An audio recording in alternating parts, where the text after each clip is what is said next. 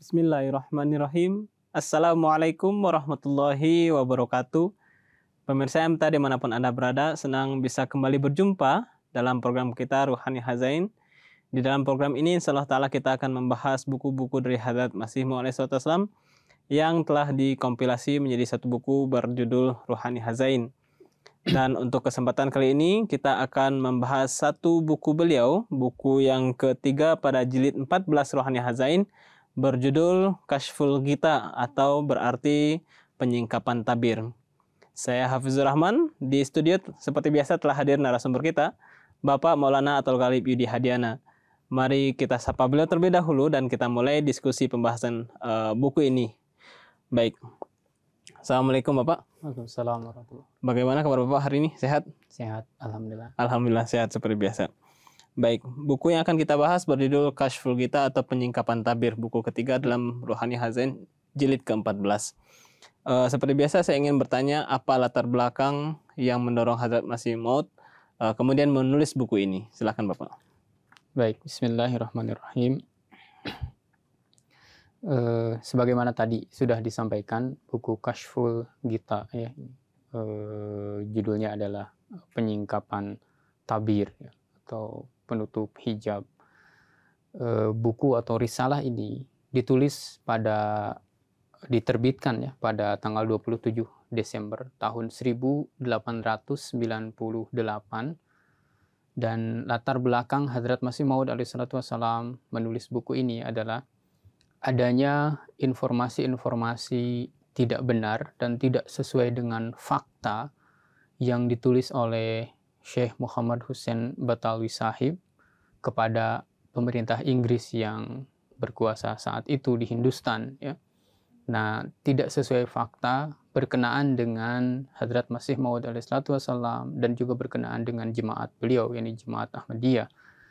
Nah, oleh karena itulah kemudian Hadrat Masih Maud alaihissalam beliau menulis buku ini untuk memberikan penjelasan, memberikan informasi yang sahih atau informasi yang benar ya terkait dengan diri beliau sendiri, pemikiran-pemikiran beliau, dan juga terkait dengan jemaat beliau kepada pemerintahan Inggris, agar salah satu tujuannya ketika informasi-informasi tulisan-tulisan yang bertentangan dengan fakta itu misalkan sampai kepada para pejabat yang memegang kebijakan, yang memegang kekuasaan saat itu, ketika mau mengambil suatu keputusan, mereka juga mendapatkan informasi yang benar, yang sesungguhnya dari Hadrat Masih Maud alaihissalam, sehingga dalam pengambilan keputusan itu pendapat-pendapat mereka bisa juga didasarkan kepada informasi yang benar tadi. Nah, karena itulah kemudian Hadrat Masih Maud menulis buku ini berisi informasi-informasi, penjelasan-penjelasan terkait dengan diri beliau dan juga terkait dengan jemaat beliau kepada pemerintahan Inggris. Oke, baik. Kalau dalam bahasa kita karena adanya hoax ya yang ditulis oleh Syekh Muhammad Hussein Batawi ya Pak ya. Dan untuk menjawab itu atau mengimbangi itu, Hadrat Masih Maud menuliskan hal-hal yang benarnya. Betul. Oke, baik. Kita masuk ke pembahasan selanjutnya. Kira-kira poin-poin apa saja yang beliau kemudian paparkan di dalam buku ini sebelum kita akan bahas satu persatu. Baik.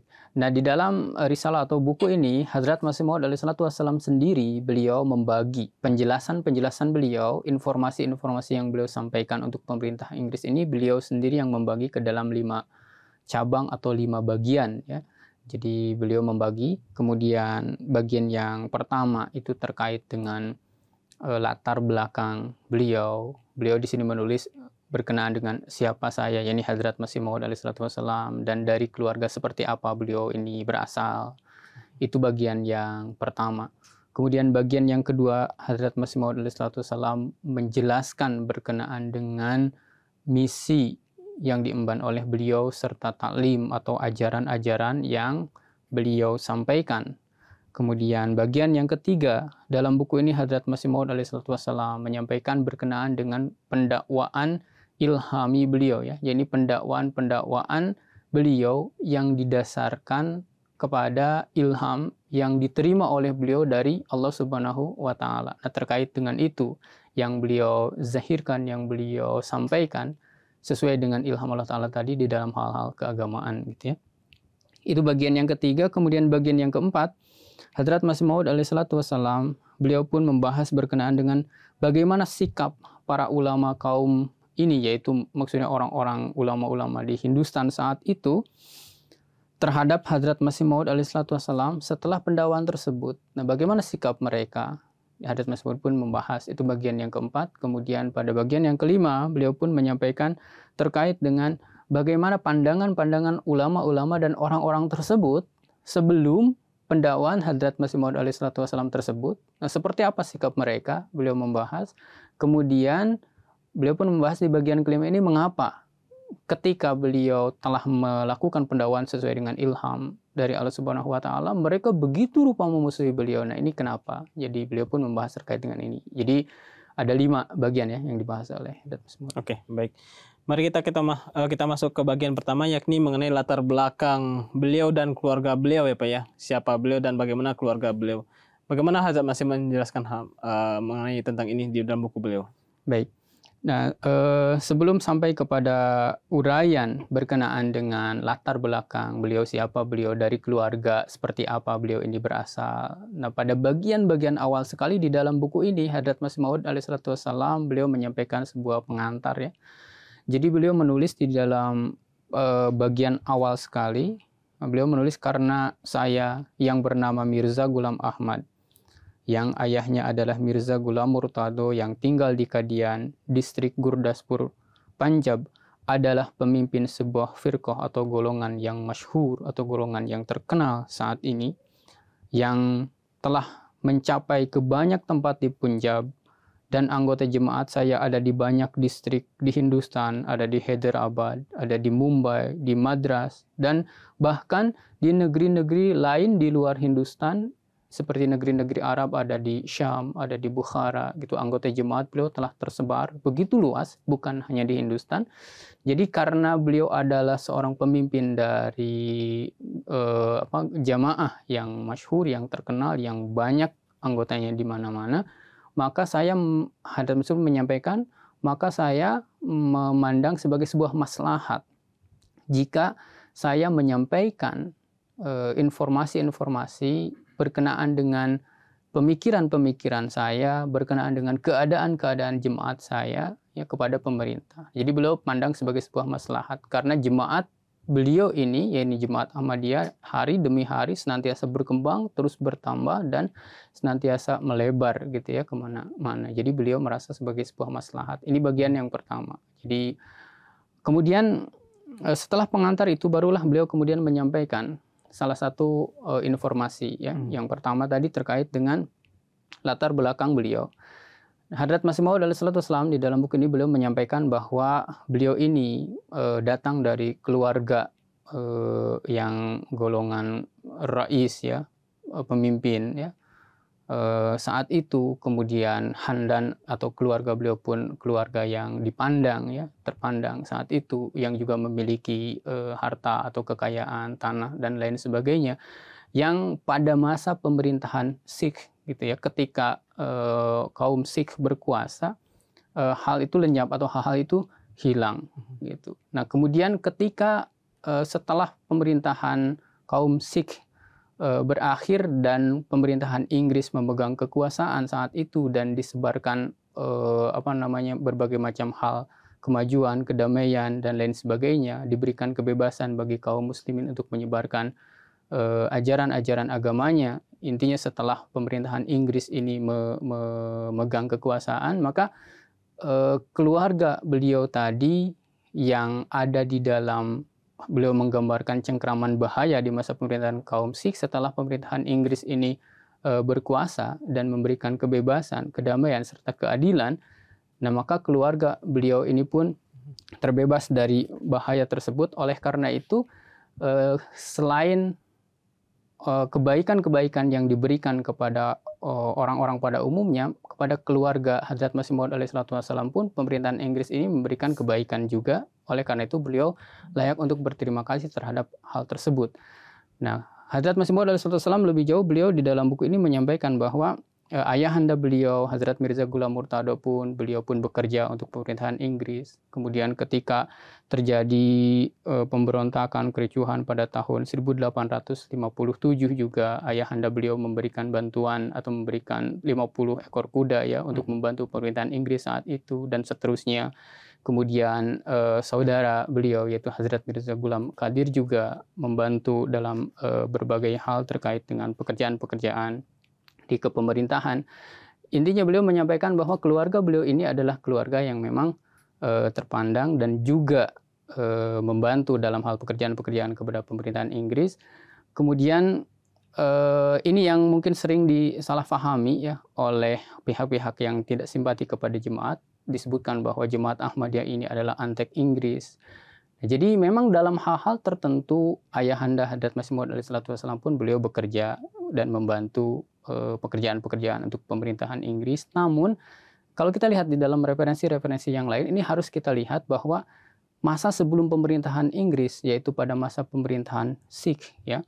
Jadi kaum muslimin itu begitu tertindas, bahkan untuk mengumandangkan azan saja itu sangat sulit. Untuk sholat di masjid-masjid saja kaum muslimin itu sangat sulit di masa pemerintahan Sikh. Tapi kemudian pada masa pemerintahan Inggris diberikan kebebasan, silakan untuk beribadah di tempat ibadah masing-masing semua pengikut agama. Kemudian silakan untuk bertabligh menyampaikan ajaran-ajaran agama masing-masing termasuk untuk orang-orang yang memeluk agama Islam. Nah, jadi inilah kemudian yang membuat Hadrat Masih Maud alaihi salatu wasallam, beliau pun di dalam buku ini menyebutkan bahwa beliau menulis buku-buku, di dalam buku-buku tersebut dianjurkan kepada kaum muslimin untuk juga taat kepada pemerintahan Inggris, tidak memberontak. Karena apa? Karena tadi adanya keadilan, kemudian diberikan kebebasan untuk beribadah, diberikan kebebasan untuk menyampaikan ajaran-ajaran Islam. Pada masa sebelumnya ini tidak ada, untuk azan saja, untuk sholat saja tidak bisa. Nah, karena itulah kemudian beliau menganjurkan adanya ketaatan kepada pemerintah yang berkuasa saat itu, yaitu pemerintahan Inggris. Nah, jadi ini latar belakang yang Hadrat Masih Maud alaihi salatu wasallam sampaikan ya terkait dengan beliau dan juga keluarga beliau. Pendek kata mungkin itu ya bagian yang pertama. Cukup jelas ya beliau menjelaskan bagaimana beliau menjelaskan diri beliau dan keluarga beliau dalam bagian ini ya Pak ya. Lanjutnya adalah mengenai misi dan ajaran yang beliau sampaikan. Ini apa saja yang beliau sampaikan di dalam buku ini? Ya, jadi pada buku ini beliau pun menulis juga bahwa saya menyampaikan ajaran atau taklim saya ini sudah sejak 19 tahun yang lalu, Hadrat Masih Maud alaihi salatu wasallam sampaikan, dan itu pun telah diterbitkan ringkasannya di dalam selebaran-selebaran, di dalam buku-buku beliau juga. Kemudian setelah dicetak, ya disebarkan di seluruh Punjab ya, saat itu, bahkan keluar Hindustan juga ajaran-ajaran Hadrat Masih Maud alaihi salatu wasallam itu. Dan semua ajaran itu adalah ajaran-ajaran yang berdasarkan kitab suci Al-Quran dan petunjuk Rasulullah SAW juga. Nah, beliau di sini menyampaikan beberapa poin dari taklim atau dari ajaran yang beliau anjurkan kepada para anggota jemaat beliau. Salah satu contohnya di sini kita coba baca. Yang pertama beliau menyampaikan ajaran beliau adalah pahamilah bahwa Allah Ta'ala itu wahid la syarik. Ini yang pertama. Jadi Allah Subhanahu wa Ta'ala itu adalah esa, tidak ada sekutunya. Nah, ini salah satu bagian dari apa yang beliau ajarkan kepada para pengikut beliau, dan ini selaras dengan petunjuk kitab suci Al-Quran dan Rasulullah Shallallahu Alaihi Wasallam. Poin yang kedua, berempatilah kepada hamba-hamba Tuhan atau hamba-hamba Allah. Harus bersimpati, berempati kepada sesama makhluk ciptaan Allah Subhanahu wa Ta'ala. Kemudian berikutnya, jadilah insan yang bertindak dan berpikir baik dan saleh. Jadi baik dalam tindakan ataupun dalam pikiran, Hadrat Masih Maud mengajarkan kepada para anggota jemaat beliau agar menjadi orang yang saleh, orang yang baik. Tidak hanya di dalam pikiran saja baik, tidak hanya dalam pemikiran saja, tapi juga di dalam amalan, di dalam tindakan itu harus baik juga. Berikutnya, jadilah demikian, yakni janganlah ada kefasadan atau kerusakan dan kejahatan yang ada atau bersemayam di dalam hati. Nah, kemudian berikutnya, Hadrat Masih Maud menganjurkan jangan mengada-adakan kedustaan. Selanjutnya, jangan menyakiti orang lain baik dengan lidah maupun dengan tangan.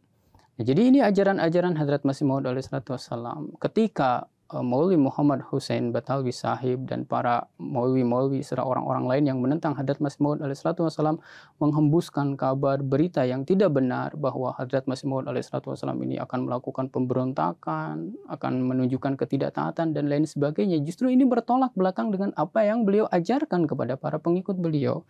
Salah satu di sini tadi, jangan menyakiti orang lain baik dengan lidah ataupun dengan tangan. Nah, ini ajaran beliau kepada semua anggota jemaat beliau. Kemudian berikutnya beliau pun menasehati kita, hindarilah setiap macam dosa. Jadi setiap anggota jemaat beliau harus terus berusaha untuk menghindari dosa-dosa. Nah, jadi ini adalah ajaran-ajaran yang secara singkat ya, kita poin-poinnya saja tadi disebutkan di antara sekian banyak ya hal-hal lain yang selaras dengan Al-Quran dan ajaran Rasulullah SAW. Nah, ini pun yang kemudian ditulis oleh beliau di dalam buku ini. Oke, baik. Poinnya adalah bagaimana beliau menyampaikan misi dan ajaran itu sesuai dengan Al-Quran dan hadis dari Hadrat Rasulullah SAW, ya, tidak melenceng dari itu. Ya. Kemudian adalah pembahasan mengenai penzahiran pendakwaan ilhami atau pendakwaan yang beliau terima dari Allah Taala. Ini bagian ini apa saja yang beliau jelaskan di dalam buku ini? Baik. Terkait dengan poin yang ketiga ini, Hadrat Masih Maud alaihissalatu wassalam, beliau pun menyampaikan bahwa di sini beliau menulis ada satu hal lain yang sangat penting untuk disampaikan dan diketahui oleh pemerintah Inggris, yaitu berkaitan dengan pendakwaan saya, sabda Hadrat Masih Maud alaihissalatu wassalam, yang didasarkan atas ilham yang diterima dari Allah Subhanahu wa Ta'ala. Yang kemudian beberapa pihak, termasuk tadi pihak Maulwi Muhammad Hussein Batalwi, mengesankan pendakwaan beliau ini seolah-olah dari pendakwaan beliau ini akan timbul suatu pemberontakan, gitu kan, mengesankan hal-hal negatif terkait dengan itu. Khasnya pendakwaan beliau berkenaan dengan pengutusan beliau sebagai Masih Maud atau Al-Masih yang dijanjikan. Nah, di sini Hadrat Masih Maud alaihissalatu wassalam, beliau menulis bahwa untuk pemerintahan yang bijak, saya tidak perlu menuliskan banyak dalil berkenaan dengan hal ini. Kata Hadrat Masih Maud, hal ini itu apa? Beliau menjelaskan lebih lanjut bahwa Allah Subhanahu wa Ta'ala biasanya ketika di dunia ini telah terjadi tersebar kelalaian ya, kemudian kecintaan kepada Allah Subhanahu wa Ta'ala menjadi dingin. Di sini disebutkan oleh hadits tersebut karena apa? Karena kelalaian dan kecintaan kepada dunia yang begitu besar, maka biasanya Allah Subhanahu wa Ta'ala mengutus hamba-hambanya, lalu menurunkan ilham kepada hamba-hambanya yang terpilih, di mana hamba-hamba yang terpilih tersebut Allah Subhanahu wa Ta'ala bimbing sehingga menjadi begitu laik atau begitu baiknya hamba-hamba terpilih ini, hingga mereka ini bisa mengajak atau menarik orang-orang lain agar kembali kepada Allah Subhanahu wa Ta'ala. Jadi itu. Nah, biasanya Allah Subhanahu wa Ta'ala mengutus hamba-hambanya dalam situasi yang tadi, ketika kecintaan pada Allah telah hilang karena hal-hal duniawi. Nah, maka Hadrat Masih Maud alaihissalatu wassalam menyebutkan pada zaman ini orang yang dia sucikan dengan tangannya, yakni yang telah Allah Ta'ala sucikan dengan kuasa Allah Subhanahu wa Ta'ala itu dan telah Allah Ta'ala utus adalah hamba yang lemah ini. Jadi ini yang Hadrat Masih Maud sampaikan. Nah, kemudian poin berikutnya pada bagian ini yaitu tadi Allah Subhanahu wa Ta'ala telah mengutus beliau dan beliau menyandang nama Masih Maud atau Al-Masih yang dijanjikan sesuai dengan sabda dan nubuatan dari baginda Nabi Muhammad Rasulullah Sallallahu Alaihi Wasallam. Nah, kemudian dari nama Masih Maud ini makna apa kemudian yang beliau fahami, yaitu yang Hadrat Masih Maud alaihissalatu wassalam fahami. Nah, beliau menulis, pendek kata, nama Masih Maud yang ditetapkan untuk saya dari langit, maknanya tidak lebih dari demikian, bahwa di dalam seluruh keadaan akhlaki Tuhan yang qayyum telah menetapkan saya sebagai permisalan Hadrat Masih, yakni Hadrat Isa alaihi salatu wassalam, agar memberikan kehidupan ruhani kepada orang-orang dengan kedamaian dan kelembutan. Nah, beliau menyebutkan bukan hanya hari ini saya memaknai nama Masih Maud dengan cara ini, bahkan sejak 19 tahun lalu di dalam buku saya Barahin Ahmadiyah saya memaknai seperti itu. Jadi tidak ada hal lain dari nama Masih Maud yang disandang oleh beliau itu, salah satunya adalah tadi bahwa dalam semua hal akhlak, Hadrat Masih Maud alaihissalatu wassalam memiliki keserupaan atau kesamaan, permisalan dengan Nabi Isa alaihissalatu wassalam, dan tujuannya adalah agar memberikan kehidupan rohani kepada orang-orang dengan kelembutan dan kedamaian. Nah, ini misi yang diemban oleh Hadrat Masih Maud alaihissalatu wassalam. Nah, maka ketika ada pihak-pihak yang menyebutkan bahwa Hadrat Masih Maud alaihissalatu wassalam sedang menghimpun kekuatan untuk melakukan pemberontakan, untuk melakukan peperangan terhadap pemerintahan yang sah saat itu, maka ini sangat tidak masuk akal. Karena sepanjang hidup beliau menyebutkan sejak 19 tahun sebelumnya, Hadrat Masih Maud memaknai bahwa Masih Maud ini yang tersirat dari itu adalah untuk memberikan kehidupan kepada orang-orang, kehidupan rohani pada orang dengan cara yang lembut, dengan cara kedamaian, bukan peperangan, bukan pertumpahan darah. Nah, kemudian pada poin berikutnya Hadrat Masih Maud alaihissalam pun menyebutkan bahwa sebagian orang mungkin akan tertawa dengan pendakwaan Hadrat Masih Maud alaihissalam ini. Nah, kemudian sebagian orang lain menyatakan bahwa mereka meyakini akan datangnya seorang Mahdi penumpah darah yang akan melakukan peperangan dengan penentang Islam. Nah, Hadrat Masih Maud menegaskan bahwa beliau menolak pemahaman seperti itu, dan orang yang meyakini akan datangnya Al-Mahdi yang akan menumpahkan darah, yang akan berperang, yang tidak akan menyisakan seorang kafir pun di muka bumi ini, akan dibunuh semuanya, seperti itu adalah pemahaman yang keliru. Al-Mahdi dan Al-Masih yang sebenarnya ya ada di dalam wujud beliau yang akan menyebarkan agama dengan penuh kedamaian. Nah, ini poin yang tadi yang selanjutnya ya. Oke, baik. Selanjutnya poin yang ingin saya minta Bapak untuk jelaskan adalah poin keempat, yakni mengenai sikap para ulama terhadap beliau setelah pendakwaan. Ini sebenarnya berkaitan dengan poin kelima ya Pak ya. Yeah. Bagaimana sikap para ulama terhadap beliau setelah pendakwaan dan sebelum pendakwaan, dan apa alasannya ya Pak ya. Sekarang kita bahas yang setelah pendakwaan dulu. Bagaimana sikap para ulama? Silakan. Nah, Hadrat Masih Maud alaihissalatu wassalam pada poin yang keempat ini beliau menyebutkan bahwa setelah Hadrat Masih Maud sesuai dengan ilham dari Allah Ta'ala mendakwakan bahwa beliau adalah Al-Masih yang dijanjikan, maka para ulama termasuk salah satunya yang di awalnya menjadi kawan karib beliau yaitu Maulwi Muhammad Hussein Batawi dan ulama-ulama lain memfatwakan bahwa beliau ini kafir. Maulwi Muhammad Hussein Batawi menulis fatwa yang di atas fatwa itu dibubuhkan tanda tangan dari banyak sekali maulwi-maulwi yang lain yang menyatakan bahwa Hadrat Masih Maud alaihissalatu wassalam itu beliau adalah dajjal, beliau adalah kafir, nauzubillah. Jadi itulah reaksi dari para ulama dan para maulwi saat itu setelah Hadrat Masih Maud mendakwakan diri sebagai Al-Masih yang dijanjikan. Bahkan tidak cukup sampai di sana fatwa yang diberikan oleh mereka. Di sini Hadrat Masih Maud menulis sampai mereka menfatwakan bahwa beliau menulis orang ini wajib dibunuh. Yani Hadrat Masih Maud di dalam fatwa mereka tersebut wajib dibunuh. Kemudian merampas harta bendanya itu dibolehkan. Sampai sebegitunya. Kemudian merampas secara paksa kaum perempuannya dan menikahinya adalah dibenarkan, bahkan akan mendapatkan pahala. Sampai sebegitunya ya fatwa yang mereka tuliskan berkaitan dengan Hadrat Masih Maud alaihissalatu wassalam dan pengikut beliau. Hanya karena apa? Hanya karena beliau berdasarkan ilham dari Allah Subhanahu wa Ta'ala mendakwakan bahwa Al-Masih yang dijanjikan itu telah tergenapi dalam wujud beliau. Nah, ini secara singkatnya seperti itu ya, dan itu disebarkan di dalam selebaran-selebaran, disebarkan kemana-mana dan kepada pemerintah, kepada orang-orang umum lainnya fatwa tersebut. Disebarkan oleh mereka yang pada dasarnya sebelum pendakwaan beliau adalah teman beliau sendiri ya Pak ya, para ulama itu ya Pak ya.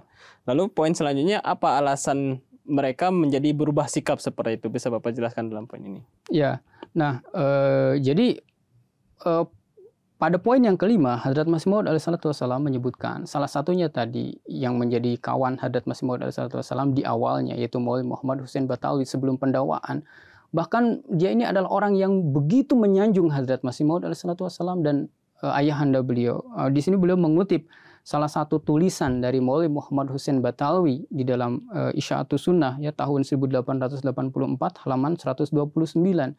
Jadi Maulwi Muhammad Hussein Batawi di dalam majalahnya tersebut menulis berkenaan dengan Hadrat Masih Maud alaihissalatu wassalam, di dalam menolong Islam secara dari segi ya harta, jiwa, tulisan, lisan, perbuatan, perkataan, orang ini yakni Hadrat Masih Maud alaihissalatu wassalam telah melangkah sedemikian teguh sehingga sangat sedikit sekali dijumpai contohnya di kalangan kaum muslimin sebelumnya. Jadi ini salah satu bagian ya, dari pujian Maulwi Muhammad Husain Batawi ketika Hadrat Masih Maud alaihissalam menulis buku Barahini Ahmadiyah dalam membela Islam ya, seperti itu. Tapi kemudian setelah Hadrat Masih Maud mendakwakan sebagai Masih yang dijanjikan, nah kenapa kemudian begitu memusuhi?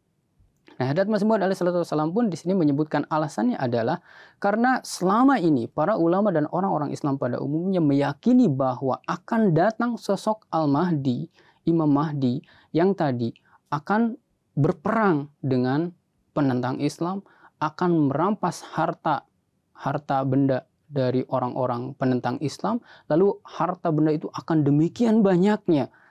Kemudian harta itu akan dibagi-bagikan kepada kaum muslimin sehingga saking banyaknya untuk menaruhnya saja sangat susah gitu. Jadi ini pemahaman yang sudah mengakar di dalam diri para maulwi tersebut dan orang-orang Islam pada umumnya. Nah, ketika Hadrat Masih Maud alaihissalam menolak, menyampaikan bahwa tidak mungkin, itu bertentangan dengan ajaran Al-Quran, merampas harta orang lain lalu membagikan, menumpahkan darah orang lain lalu melakukan peperangan, itu bertentangan dengan Al-Quran dan sabda Rasulullah SAW. Nah, ketika Hadrat Mas'ud menyampaikan hal itu, maka mereka mengalami kerugian, gitu ya. Karena mereka memahami bahwa ketika Al-Masih nanti datang, akan ada harta yang dibagikan dan lain sebagainya. Nah, ketika Hadrat Mas'ud menyatakan bahwa tidak mungkin itu bertentangan, dan sebaliknya ketika beliau mendakwakan bahwa saya inilah Al-Mahdi dan Al-Masih yang dijanjikan, yang mereka lihat keadaannya itu ya bukan dari